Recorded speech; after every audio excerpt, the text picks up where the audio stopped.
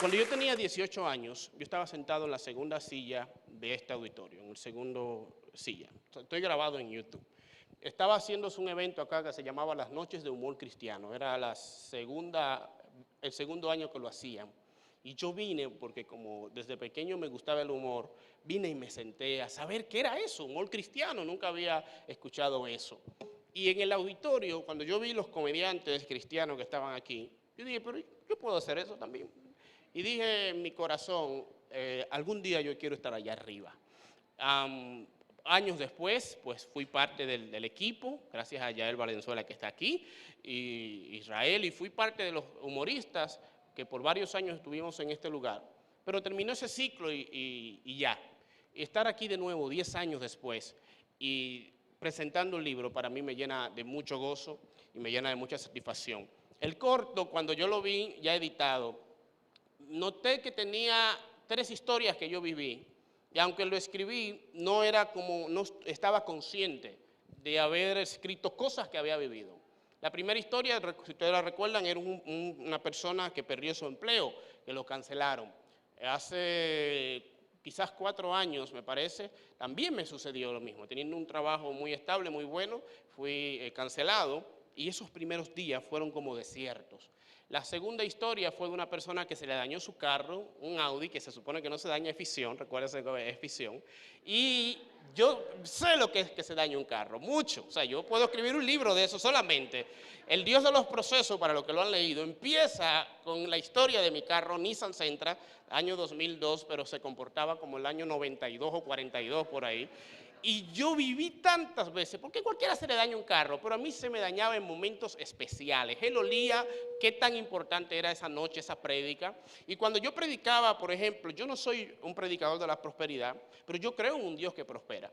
Entonces yo predicaba a veces en algunas iglesias algo relacionado a un Dios que bendice, a un Dios que prospera. Y cuando salía del servicio y que el carro no prendía, tenía que quedarme adentro del carro un rato, esperando que todo el mundo se vaya en sus vehículos. Porque imagínense que el predicador que dice que Dios prospera, luego de que jumpeando la batería, de que dándole golpe al motor de arranque, como que no pega. Entonces, eso duré casi 2 años corrido, dañándose a cada rato en las calles, en los lugares. Y la última historia, quizás fue el desierto más grande que yo he vivido, y fue reciente. En el mes de abril, el 18 de abril, el día de mi cumpleaños, yo me enteré que mi esposa estaba embarazada. Me enteré 5 minutos antes de subir a hacer un stand-up comedy que se llamaba Recién Casado. Imagínense uno preparándose para hacer su stand-up comedy, y cuando va a subir al escenario, mi amor, ¿te acuerdas del retraso que estábamos hablando? Sí. A mí no me pasó nada, gracias a Dios, que estoy embarazada. Pero es mío, o sea, ¿cómo tú me dices? Porque eso así como tan rápido. Entonces subí, lo dije de la emoción, se supone que uno no puede decirlo tan rápido, espera unos meses, pero lo dije bien contento, se hizo viral la noticia, nos hizo muy feliz, muy contento. Sin embargo, a los 2 o 3 meses perdimos el embarazo por cosas que pasaron. La primera vez, cuando el médico nos da la noticia, como es normal, nos chocó, nos impactó. Entramos en el proceso de negación, y en negación evangélica. No recibo, cancelo, vamos a orar por eso, Señor, en el nombre de Jesús, declaro, decreto, arrebato, que sé qué, tú vas, ahí hay vida, ahí hay vida. Y oramos como es, esa es negación evangélica, ¿verdad? Como es lo normal, orar, porque uno tiene que orar. Yo conozco testimonios de sanidades, de milagros, yo soy un milagro también. Entonces oramos, pero no se dio. O sea, no se dio. Hay momentos que no se da. Hay momentos que no es por falta de fe, porque inmediatamente el incrédulo te faltó ver. No, yo tuve fe. Lloré con fe. Hay momentos que no es que falta de espiritualidad. Estábamos en un buen momento espiritual. No, que hubo un pecado ahí. No, ningún pecado. Lo hicimos casados ya. Ya estábamos casados. O sea, ¿qué pecado? Años esperando. Mira, mucho duré yo. Desde que el juez civil nos dio la orden, debe uno empezar ahí. Pero dimos el tiempo que viajáramos a Israel. Llegamos a Israel y la pastora, no, ustedes se casan en tal día. O sea, todavía casado en Israel, que ya, no, ok, pues gloria a Dios. Así que pecado yo sé que no había ahí por ningún lado. Así que no era nada de eso, simplemente la soberanía de Dios, que a veces debemos predicar más a menudo en las iglesias sobre eso. Y el primer día lo negamos, oramos, ayunamos, lo consultamos con nuestros pastores, con nuestros padres, pero le dimos unos 7 días al médico, es el número mágico del evangélico. No, denos 7 días, doctor, que vamos a orar. Y 7 días oramos y lamentablemente no se dio y el embarazo se perdió. Eso fue este año y fue muy duro, fue un desierto muy difícil. Pero en medio de esos días nos aferramos de la palabra de Dios, nos aferramos de la Biblia. Yo no digo que los desiertos son fáciles. Yo no digo que Dios quiere evitarte entrar al desierto. Yo no voy a predicar eso, no puedo. No voy a decir que los evangélicos no pasan por desierto porque usted está aquí, hermano, y todo te va a ir bien. Si tú eres cristiano y eres pobre, vas a ser rico. Si estás enfermo, te vas a sanar. Si estás casado, vas a enviudar. Aleluya, hermano, recibe. O sea, yo no digo eso, no puedo. Se vende ese evangelio, pero yo no soy capaz de predicar eso. Eso no es bíblico. Jesús habló de pruebas, habló de aflicciones. Entonces yo no puedo negar eso. Por lo tanto, en medio de nuestros desiertos, lo que hicimos fue, al otro día quizá, a los 2 días, pero decir, Señor, gracias. Y empezamos a volver a reír, y empezamos a disfrutar, y empezamos a salir. En esos días comenzaron a llegarme muchas invitaciones fuera de Santo Domingo, en Puerto Plata, en lugares así preciosos, Jarabacoa. Empezamos a disfrutar la naturaleza, empezamos a celebrar fiesta en nuestro desierto. Y eso quizás fue lo que selló. No van a encontrar la historia en el libro, porque a mí siempre me gustan las historias, contarlas cuando el milagro está completo. Nunca hablé en mis otros libros de mi carro hasta que me compré un carro nuevo. En Fiesta del Desierto hablo de él, porque imagínate uno hablando de un carro dañado y termina el libro diciendo, bueno, hermano, oren por mí, porque ¿qué hora va a ser?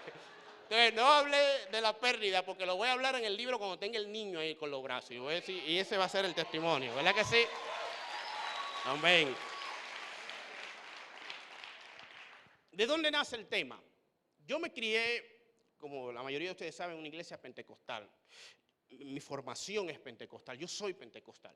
Y en mi iglesia, la iglesia que pastorea mi madre, había un diácono de la iglesia, que esos hermanos que le encanta la ranchera y eso, espero que no esté aquí, que cada vez, yo lo quiero muchísimo, pero lo que voy a decir, él no se sentiría orgulloso. Cada vez que él tomaba una oportunidad, él decía, hermanos, después que dejamos los placeres del mundo, que dejamos el gozo, la alegría, que dejamos las cosas buenas por servir a Cristo, lo importante es que sepamos que un día en el cielo seremos recompensados, algo así. En su corazón yo sé que lo que él decía tiene mucho sentido, pero a mí no me cabía en la cabeza. Porque yo decía, ¿a qué cosa buena yo renuncié en el mundo? Yo nací en el evangelio, obviamente, yo no tengo una vida del mundo, pero yo me puse a pensar que a qué los evangélicos le llamamos gozo en el mundo, a qué llamamos yo renuncié a lo mejor, renuncié a los placeres. Entonces comencé a ver por qué la gente como que dejó los placeres para servir a Cristo. No puede haber un servir a Cristo con placeres, no puede servir a Cristo lleno de gozo, no se puede celebrar sirviendo a Cristo. Fue mi pregunta que me llevó a pensar, ¿a qué le dicen servir, dejar los placeres? Que el que es cristiano tiene una sola mujer, que en el mundo puede tener 2 o 3 y en el evangelio una. Pero ¿qué tiene eso de placer, tener 3 mujeres? Antes que me respondan algunos hombres por ahí carnales. Te pregunto, o sea, el que tiene 3 mujeres tiene menos dinero, ¿sí o no? Menos, porque tiene que estar gastando más. Segundo, vive ansioso de que se lo descubran. Tienen que estar ocultando el celular, ocultando la red, cambiando contraseña. O sea, vive con miedo. Tercero, corre el riesgo de tener más de una suegra, que es lo peor, lo peor. Con una es una bendición. Una es una bendición, ¿verdad? Claro que sí. Una está bien. Pero más de una no puede ser una bendición porque es pecado, ¿verdad? Por eso digo, si no fuera pecado, fuera una bendición también. Entonces, ¿qué tiene de deleitoso decir, no, hermano, que en el mundo yo puedo tener 2 mujeres y aquí no? O sea, eso lo podrás disfrutar en un momento, pero las desventajas son mayores que las ventajas, si hay ventajas. Que uno en el mundo consume droga y en el evangelio no. ¿Pero qué tiene eso de bueno? O sea, pregúntale a una persona adicta a las drogas, ¿qué porcentaje de placer le da las drogas? Te va a decir segundos, pocos segundos. Después toda su vida es una vida de amargura, de depresión, igual que los que son alcohólicos. Cuando yo empecé a estudiar los placeres de este mundo, me di cuenta que nosotros estamos equivocados. Que donde realmente uno puede disfrutar la vida es en el evangelio. Donde realmente uno puede celebrar fiesta es aquí en los caminos del Señor.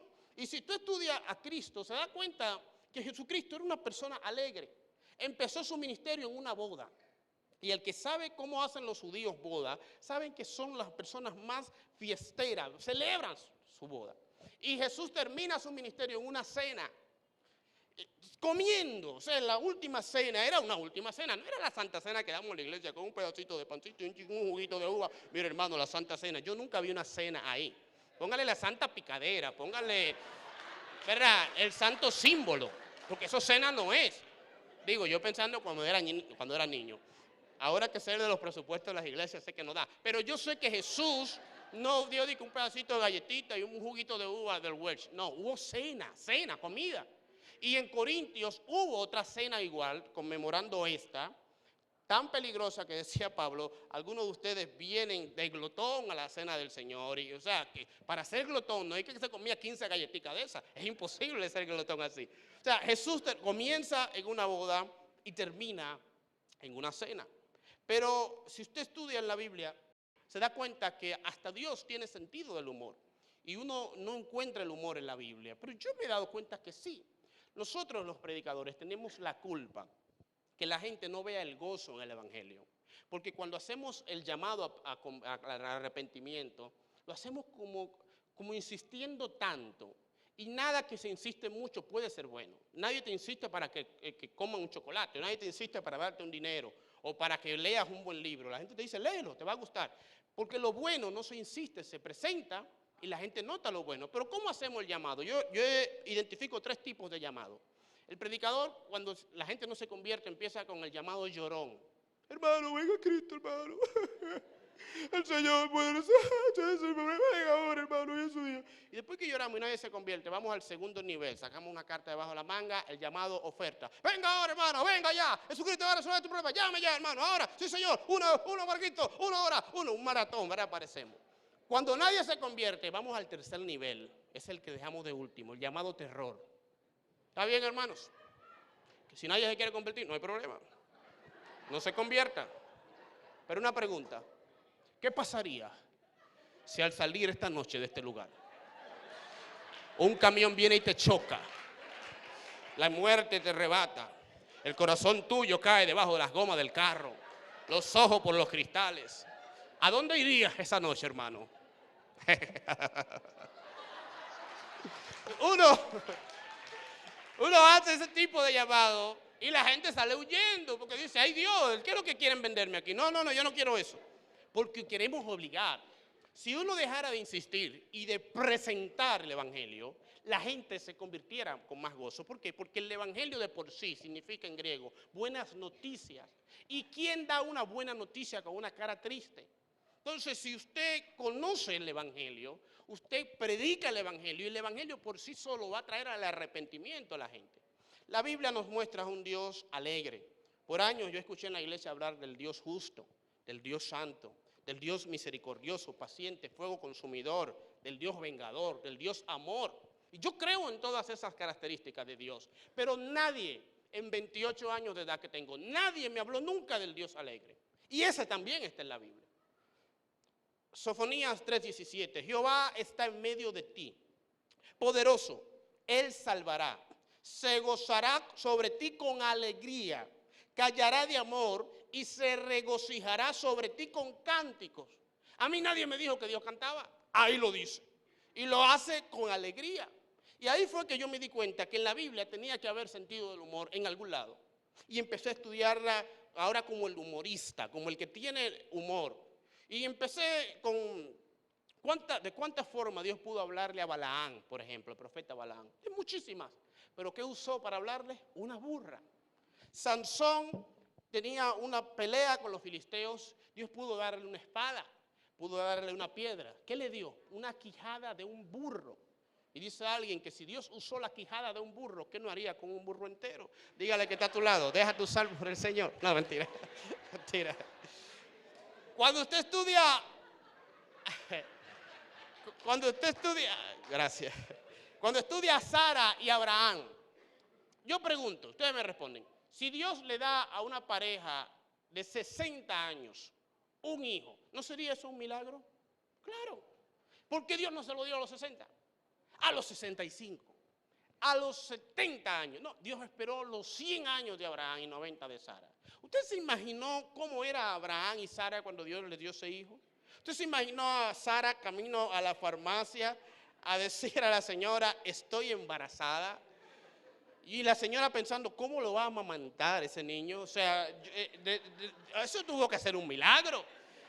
Y no le voy a hablar del proceso de la creación del hijo, que también debió ser milagroso en esa época que no habían, gloria a Jesús. Entonces, ahí para mí hay mucho humor en esa historia. Elías, peleando con los profetas de Baales, les dice, griten más fuerte a sus dioses, que quizás están durmiendo y no lo oyen. O quizás, dice una versión en hebreo más original, están en el baño y no pueden escucharlo. Si usted no ve la ironía aquí, usted no va a ver humor en nada. Y la parte que más me encanta de la Biblia del humor es con Abimelech. Abimelech era un rey pagano que sale corriendo a una batalla y una mujer desde arriba le lanzó una piedra. ¡Pah! ¡Pah! Le da en la cabeza, el tipo cae al piso casi muerto, y identifica a la mujer y le dice a su escudero, saca la espada y mátame, porque yo no quiero que se diga que una mujer me mató. El humor no está aquí. El humor está en que más adelante, en Primera de Samuel, en Segunda de Samuel 11:21 dice que una mujer mató a Abimelech. Yo digo, oye, me encantó ese detalle. O sea, lo que él más temía le sobrevino. Y por último, ver el humor de Dios. En las plagas de Egipto, Moisés va y provoca las plagas el agua se convierte en sangre. Agua, sangre, todo el agua en sangre, y Faraón llama a sus magos y le dice, miren esto, miren lo que nos hicieron a nosotros los hebreos, hagan algo. Sí, señor. Ellos van y hacen que más agua se convierta en sangre. ¿Usted se imagina que usted tenga una guerra con una nación, usted agarra ¡pam! Y le mata, le quema una ciudad a la nación, y la nación, usted verá lo que vamos a hacer, ¡pam! Y se queman ellos otra ciudad. ¡Ay!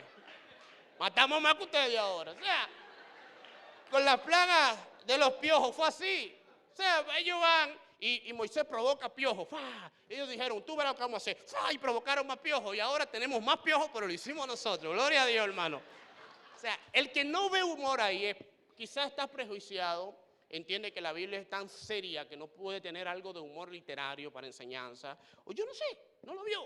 Pero yo lo vi y ahí conocí esa área de Dios. Un Dios serio, pero que sabe reír. Un Dios santo, pero que sabe disfrutar a sus hijos. Tan así que hay varias áreas de Dios que están reguladas por el gozo. No las voy a dar todas, está en el libro, pero les voy a dar dos. Primero, el gozo regula nuestra manera de dar. Segunda de Corintios 9 dice, cada uno dé como propuso en su corazón, no con tristeza ni por necesidad. Oigan, ¿por qué? Porque Dios ama al dador alegre. O sea, en muchas iglesias se ha mal acostumbrado a la gente a dar solo por necesidad y por lo tanto dan con tristeza. Pero cuando tú entiendes que Dios ama al dador alegre, tú entiendes que Dios está más interesado en tu actitud que en tu cantidad. La cantidad es importante, pero cuando tú no tienes una actitud de gozo, cuando tú das para salir del montón, Cuando tú agarres y buscas los 20 pesos más feos, eso que Duarte le falta cabello, no tiene un ojo. Dice, toma, Señor, recíbelo. O sea, la actitud egoísta, triste, amargada, le afecta al Señor, según ese verso. La segunda área de nuestras vidas que está regulada por el gozo es nuestra forma de alabar. Santiago 5:13 dice, ¿está alguno entre vosotros afligido? Haga oración. ¿Está alegre? Cante alabanza. En las iglesias se hace al revés. El que está alegre lo ponen a hacer oración y el afligido lo ponen a cantar. Por años yo me he dado cuenta, pero ese hermano, ¿qué le pasó? Está en luto, algo está triste y está orando. Ay, hermano, vengo a yo soy tu niña, la niña de tus ojos, te amo y no puedo seguir, hermano. ¿Y qué le pasa? Estoy afligido. Pues no cante, ahí dice que no puede cantar. Lo dice ahí, o sea, si usted está afligido, lo que tiene que orar es, póngase a orar, no a cantar. Y si está alegre, pues le toca cantar. O sea que para Dios es importante que los que canten, que los que alaban, lo hagan también con alegría. Y lo vemos muchísimo en los salmos. Entrar por sus atrios en acción de gracia, por sus puertas con alabanza, alabarle. En muchísimos salmos se habla de la alegría en la adoración. El gozo regula nuestra forma de vivir. La última, 1 Tesalonicenses 1:16 dice, estad siempre gozoso. Uno de los frutos del Espíritu es el gozo, mas el fruto del Espíritu es amor, gozo, y así sigue la lista. Proverbios 15:13 dice, el corazón alegre hermosea el rostro. O sea que no hay gente fea, sino aburrida, es lo que dice ahí. Mire que el secreto de la belleza está en la Biblia.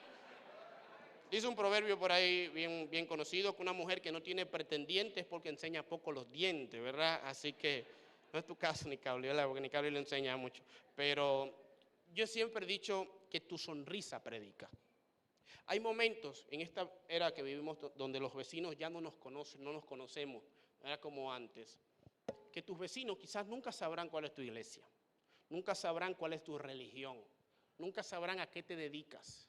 Pero un día tu vecino podrá decir, llámame a la vecina de arriba, por favor, porque yo estoy pasando un momento difícil. Yo no sé qué ella cree ni a dónde ella va, pero yo siempre la veo sonreír. Y si ella sonríe en cualquier momento, ella tiene que tener algo especial. Yo creo que la sonrisa también predica en la vida de una persona. Que tú no puedes predicar de un Dios de gozo si tú no tienes gozo en tu vida. Hay momentos difíciles, pero por eso el mandamiento nos manda estar siempre gozoso. ¿Por qué? Porque la alegría es una cosa, pero el gozo es un fruto del Señor, que se expresa aunque no haya alegría. Cuando perdimos al niño, nosotros no estábamos alegres, estábamos tristes. Pero en medio de nuestra tristeza encontramos gozo. Y el gozo, dice la Biblia, es una fortaleza. Y aunque en el sentido, si usted lo estudia seriamente, fortaleza no es lo que yo creo que se refiere. Pero a mí me gusta imaginar que fortaleza en este verso significa una fortaleza militar. Y me gusta pensar que lo que dice ahí, que cuando tú estás gozoso en el Señor, ese gozo te sirve de fortaleza militar para que la depresión no entre a tu corazón. Es así como me gusta verlo, aunque en el sentido literal significa otra cosa. Yo he predicado que el cristianismo es muerte, y yo lo creo. Yo he predicado que servir a Jesús es cargar una cruz, y también lo creo. Yo he hablado que servir a Cristo es sacrificio. No voy a quitar eso nunca de mi mensaje porque sigo creyéndolo. Hablo de un Cristo que murió en una cruz, pero también hablo de un Cristo que resucitó de esa cruz y que no solamente nos ofrece una cruz para cargar y no solamente nos ofrece sacrificios para vivir, también nos ofrece una vida de plenitud, de gozo y de alegría. Y si uno predica a un Cristo resucitado, pues tiene que tener cara de celebración, porque no hay una noticia más grande para una persona que un Jesús que resucitó. Termino diciendo que este libro nace, como decía Omaira, que me quitó parte de mi bosquejo, ya yo ni sabía qué decir, en Éxodo 5:1, y como hacen los predicadores que no se preparan, abre tu boca y yo te la llenaré, y empecé ahí a improvisar. Dice, Moisés y Aarón entraron a presencia de Faraón y le dicen, Jehová, el Dios de Israel, dice así, deja ir a mi pueblo a celebrarme fiesta en el desierto. Cuando yo leí ese verso, yo dije, ¿qué le estaba pasando por la mente al Señor? Porque ¿quién rayos celebra fiesta en un desierto? Yo no tenía la experiencia de un desierto hasta que fuimos a Israel. Y nos dijeron, mañana nos toca el desierto, vístanse bien cubiertos, porque si hay calor es muy caliente. Y si hay frío es muy frío, las temperaturas son extremas. ¿Quién rayos se le ocurre hacer una celebración en un momento como este? Un desierto lo aplico en el libro como si fuera una pérdida física humana, una pérdida matrimonial, una pérdida económica. Un desierto puede ser una baja espiritual, una baja ministerial. Cualquier área de tu vida que te saque de tu zona de confort y te lleve a una zona incómoda, de soledad, de miedo, yo lo enfoco como un desierto. Pero aquí el Señor, con esta orden, le da una enseñanza a Moisés. Y es que solo quien es capaz de celebrar en su desierto demuestra que está preparado para celebrar en su tierra prometida. Cuando tú eres capaz, de en medio de tus momentos difíciles, en medio de una crisis matrimonial, de una crisis espiritual, de una crisis económica, dar una sonrisa, decir gracias, Señor, saludar a tus vecinos, congregarte, tú estás diciéndole, Señor, yo estoy preparado para salir de esta zona difícil, porque las arenas del desierto no me contaminaron, porque no me deprimí, porque no dependo, mi gozo no depende de lo que tú me puedas dar, depende de lo que tengo, que es a ti, Señor. Solo quien celebra en un desierto puede celebrar en su tierra prometida. Cuando pienso en desierto de manera práctica, me viene a la mente la vida del apóstol Pablo. Estaba preso por predicar el evangelio. Salió a la oración, se encontró con una loca que empezó a profetizarle, usted es un hombre de Dios, qué sé yo qué. Y Pablo sabía que del diablo ni los piropos se pueden coger, así que la reprende, es libre, pero detrás de la tipa había un consorcio de gente que ganaba dinero con la adivinación. Gracias a Dios que ya no pasa eso, ¿verdad? Pero ganaba dinero con la adivinación, con la brujería, con los números, etc. Así que cuando esta mujer es libre, ellos pierden el negocio y meten a Pablo preso y a Silas. Una cosa es caer preso por charlatán, por irte del límite de velocidad. Yo siempre digo que el cristiano tiene que manejar despacio porque después de 100 Dios se baja del vehículo. Después de 120 los ángeles se bajan del vehículo. Después de 140 hasta el diablo se baja del vehículo. Nadie quiere quedarse ahí. Entonces, una cosa es caer preso por imprudencia y otra cosa es caer preso por ser cristiano, por ir a la oración. Eso es un desierto. Entonces le dicen, mételo preso, pero el carcelero no solo lo mete preso, sino que lo lastima, que lo azota y lo mete en la cárcel de más adentro. Esto es una escena grande para cualquiera blasfemar, para cualquiera negar a Dios, para cualquiera hacer un comunicado, vamos a hacer una huelga, una protesta, vamos a hacer una tendencia en Twitter, llámame a Uvieres, llámame ahí a lo de la UAS, que vengan para acá, vamos a quemar esta cárcel. Cualquiera tiene un escenario bueno para negar la fe, para negar a Dios incluso, porque yo salí a predicar. Y ahí yo pregunto, ¿por qué haciendo algo bueno a veces nos pasan cosas malas? Y les voy a dar esa respuesta. En la cárcel, a la medianoche, se abren las cortinas y se nos muestra a Pablo y a Silas esposados, de brazos, de pie. Pablo para que no se escape y Silas por si las moscas. Era un chiste, ¿verdad? Un chiste fino, ¿verdad? Y los dos esposados ahí, dice la Biblia que empezaron a cantar. Si a mí la Biblia no me hubiese dicho qué estaban cantando, yo hubiese dicho que estaban cantando una bachata dominicana, que eso da amargue por todos lados. Hay cualquiera que si te va, te juro que me quito la vida. O sea, en una cárcel amarrado a la medianoche, lo que le luce a una gente es cantar amargue. Una ranchera mexicana de Paquita, la del barrio, animal de cuatro patas, una cosa así, o uno de los clásicos éxitos de José José. En la cárcel lo que da es cantar cosas que de amargue. Pero gracias a Dios, la Biblia dice que cantaron ellos. Dice que estaban cantando himnos a Dios. O sea, que en medio de su desierto estaban celebrando una fiesta. Y los otros presos los escuchaban. Y a la medianoche, como Dios no se puede quedar tranquilo donde sus hijos celebran, Dios entró a la cárcel. Pero como el hombre no ha construido todavía una cárcel que sea capaz de soportar a Dios, la cárcel empezó a temblar. Y sucedieron tres cosas maravillosas. Primero, las puertas se abrieron. Me gusta esta parte porque te dice que las puertas que no abren tus talentos, las puede abrir el Señor en segundos. La puerta que tu nombre, wow, dijo alguien por ahí, que yo mismo me felicito. Felicidades, varón. Me pasé ahí. Póngamelo en Twitter eso, en Twitter, @RickyGel. Las puertas que no abre tu nombre, que no abre nadie, te las puede abrir el Señor. Por eso decía ahorita alguien, no sé si Omaira, si la pastora, si Vivian, que creo que decía, que Dios me ha abierto puertas sin yo tocarla. Y es así. Porque yo he aprendido en el Señor que las puertas que yo he tocado no se me abren. Me ha pasado. Y he aprendido a tocar puertas con mis rodillas, que esas son inevitables que no se abran. Segundo, se rompieron las cadenas. Si aquí hay alguien que vino atado a alguna cadena, la depresión, las drogas, el alcohol, los comentarios, el qué dirán, el sexo fuera del matrimonio, la mentira, el chisme, el rencor. Ahí dice que a la llegada del Espíritu Santo en medio de su desierto, las cadenas se rompieron en segundos. Y tercero, hubo un temblor que sacudió los cimientos. Cimientos son cosas que no se ven. Usted no ve los cimientos de este auditorio, pero están aquí. Son las zapatas. Cuando el Espíritu Santo desciende a nuestras vidas, lo primero que sacude es lo de adentro. Nunca crea en nadie que cambió de la noche a la mañana. El cambio genuino de parte de Dios siempre empieza desde adentro, cuando nadie lo nota, cuando nadie lo ve, pero tú sabes que algo está pasando. Tú sabes que ya no es lo mismo desde ese día. Elizabeth estaba embarazada, se encuentra con María. Elizabeth tenía un gran embarazo, María no se le veía nada. Pero cuando María y Elizabeth se ven, el embarazo de Elizabeth empezó a sacudirse, a moverse. Nadie veía lo que tenía María, pero había algo dentro que provocaba movimientos internos. Hay movimientos internos en tu matrimonio, en tu finanza, en tu vida espiritual, que Dios puede estar provocando, aunque nadie ve nada.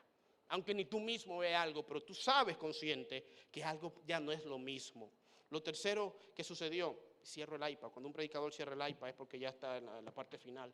Lo voy a decir como dicen todos los predicadores, con esto termino, 3 veces siempre, esto es 3 veces, ¿verdad? Y para terminar, y con esto es lo último, hermano, esa es la número 3, siempre, eso está en el libro de los predicadores, hay que decirlo 3 veces. Para terminar, dice la Biblia que cuando se abrieron todas las puertas, no lo dice la Biblia, lo dicen algunos historiadores. Lo dicen algunas personas. En esa cárcel estaban presas personas que Pablo, cuando era Saulo, metió preso. En esos tiempos no había muchas cárceles. La región de Filipo y la región donde estaba preso ahora Pablo es muy cercano a la región donde Pablo asolaba y metía preso a cristianos. Por cosa de política vivían moviendo presos. Así que, si esto es cierto, en esta cárcel había mucha gente que Pablo, él mismo lo metió preso por servir a Cristo. Yo me imagino que cuando se rompen las cadenas, Pablo empieza a buscar a esa gente. Le dice, ¿te acuerdas de mí? El tipo a lo mejor medio asustado. Sí, yo me acuerdo. Le dice, no te preocupes, vengo a decirte algo. Yo ahora le sirvo al Dios que yo perseguía antes. Y me imagino la gente que lo que antes era una cárcel se convertiría en una vigilia, en una campaña, en una cruzada. Y ahí es que uno sabe por qué algo malo le pasó a ellos siendo bueno. ¿Por qué? Porque Dios en su misericordia, en su soberanía sabía que no era nada malo. Era una reconciliación que estaba provocando con Pablo y aquellas personas que él había lastimado. En medio de nuestros desiertos, a veces uno dice, ¿por qué algo malo me está pasando? Si yo no hice nada malo, es que un día uno va a mirar atrás y va a decir, ahora entiendo que todo lo que estuvo pasando era con un propósito especial. No hay desierto que sea coincidencia para Dios. Dios nos puede hacer a prueba de fuego o nos puede meter en medio del fuego, pero Él tiene una promesa, aunque pases por el fuego no te vas a quemar, aunque pases por las aguas no te ahogarás. Aleluya. Y si esto no fuera comprobable bíblicamente, hay algo que sí es comprobable.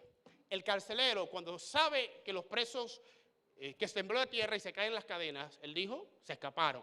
La ley romana dice que por un preso que se escape, el carcelero tiene que dar su vida. Y si se escaparon todos, él dijo, para que me mate otro, me mato yo.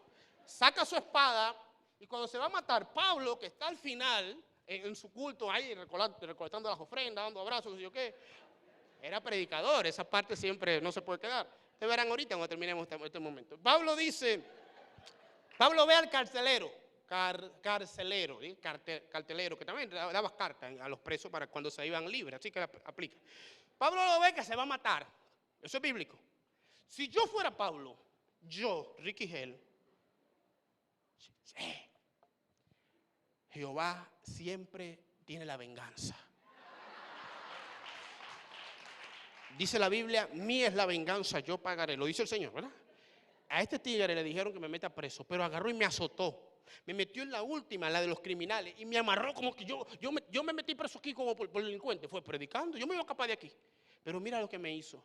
Pero Dios siempre se la trae, gloria a Dios, aleluya. Chequen ahora, chequen esto, chequen.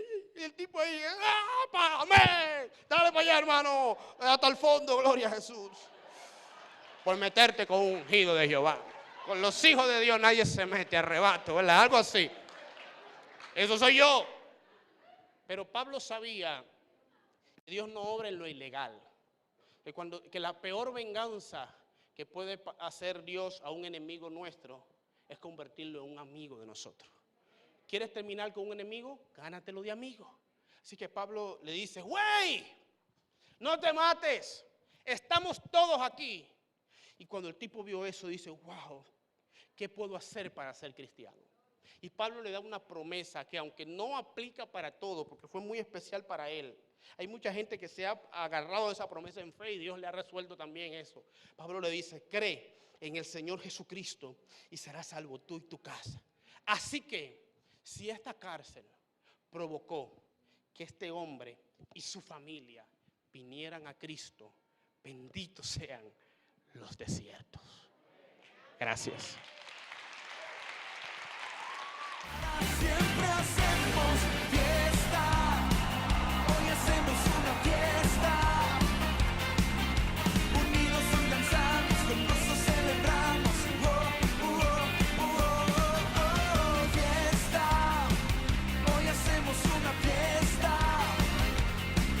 en la tierra cantamos, juntos gritamos, fiesta.